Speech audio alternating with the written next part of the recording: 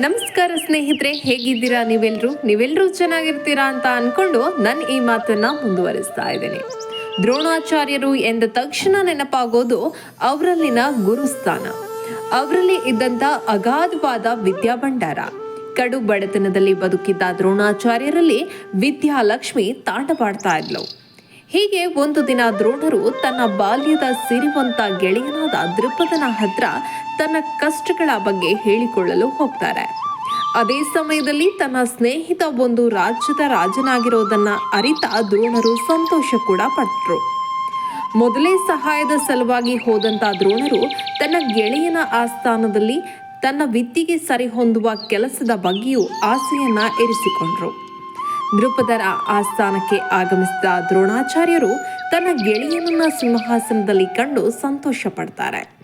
ಬಹುಕಾಲದ ನಂತರ ಒಬ್ಬರು ನೋಡ್ತಿರೋ ಕಾರಣ ತನ್ನ ಪರಿಚಯವನ್ನ ತಾನೇ ಸ್ವತಃ ಮಾಡಿಕೊಳ್ತಾರೆ. ಇದನ್ನ ಕೇಳಿದ ದೃಪದನು, ಒಂದು ಬಡ ಬ್ರಾಹ್ಮಣ ನನ್ನ ಆಸ್ಥಾನಕ್ಕೆ ಬಂದು ನಾನು ನಿನ್ನ ಬಾಲ್ಯದ ಗೆಳೆಯ ಎಂದು ಸಭಿಕರ ಮುಂದೆ ಹೇಳಿದ್ದು ರಾಜ ದೃಪದನಿಗೆ ಹಿಡಿಸಲಿಲ್ಲ. ತನ್ನ ಮಾತನ್ನು ಮುಂದುವರಿಸಿದ ದ್ರೋಣರು ತನಗಿರುವ ಬಡತನದ ಬಗ್ಗೆಯೂ ಹೇಳಿಕೊಳ್ತಾರೆ. ಮೊದಲೇ ಕಡು ಬ್ರಾಹ್ಮಣನಾದ ದ್ರೋಣಾಚಾರ್ಯರನ್ನ ಕಂಡು ಕೋಪಗೊಂಡಿದ್ದಂಥ ರಾಜ ದೃಪದನು ಆಚಾರ್ಯರನ್ನ ಎಲ್ಲ ಸಭಿಕರ ಎದುರು ಹೀಯಾಳಿಸತೊಡಗ್ತಾನೆ. ಅದೇ ದಾಟಿಯಲ್ಲಿ ಮುಂದುವರಿಸಿದ ರಾಜನು, ಭೂಮಂಡಲೇಶ್ವರರು ಯಾವತ್ತಿಗೂ ದರಿದ್ರರ ಸ್ನೇಹವನ್ನ ಮಾಡೋದಿಲ್ಲ.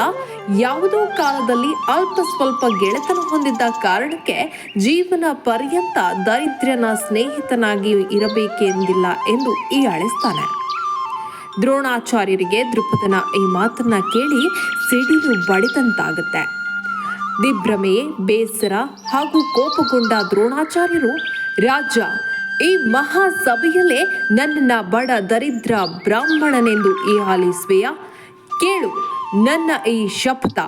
ಮುಂದೊಂದು ದಿನ ವೀರ ಕ್ಷತ್ರಿಯ ಕುಮಾರನೊಬ್ಬನನ್ನ ನನ್ನ ಶಿಷ್ಯನಾಗಿ ಮಾಡಿಕೊಂಡು ನನ್ನ ಕಾಲ ಬುಡಕ್ಕೆ ಬೀಳಿಸದಿದ್ರೆ ನಾನು ಭಾರದ್ವಾಜ ವಂಶಸ್ಥನೇ ಅಲ್ಲ, ನಾನು ವಿಪ್ರ ಕುಲದಲ್ಲಿ ಹುಟ್ಟಿದವನೇ ಅಲ್ಲ, ಶಿರಸ್ಸಿಯಲ್ಲಿ ಇರೋದೋ ಶಿಖಿಯಲ್ಲ ಎಂದು ಗುಡುಕಿದ್ರು ಹಾಗೂ ದೃಪದನ ಆಸ್ಥಾನದಿಂದ ಹೊರಗೆ ನಡೆದ್ರು. ದ್ರೋಣಾಚಾರ್ಯರ ಈ ಗರ್ಜನೆ ಸಭಿಕರಲ್ಲಿ ನಡುಕ ಹುಟ್ಟಿಸಿತು. ಹೀಗೆ ಮುಂದೊಂದು ದಿನ ಕುರುವಂಶದ ಕುವರನಿಂದ ತಾನು ಮಾಡಿದ ಶಪಥವನ್ನ ಈಡೇರಿಸಿಕೊಳ್ತಾರೆ. ಹೀಗೆ ಒಂದು ಮನುಷ್ಯ ಎಷ್ಟೇ ಎತ್ತರಕ್ಕೆ ಬೆಳೆದ್ರೂ ತಾನು ಬೆಳೆದು ಬಂದ ದಾರಿ, ಅದೇ ದಾರಿಯಲ್ಲಿ ಜೊತೆಗೆ ಬಂದಂಥ ವ್ಯಕ್ತಿಗಳನ್ನ ಮರೆಯದಿದ್ರೆ ಇನ್ನಷ್ಟು ಎತ್ತರಕ್ಕೆ ಏರಬಹುದು ಎನ್ನುವುದು ಈ ಸಂಚಿಕೆಯ ಸಾರ.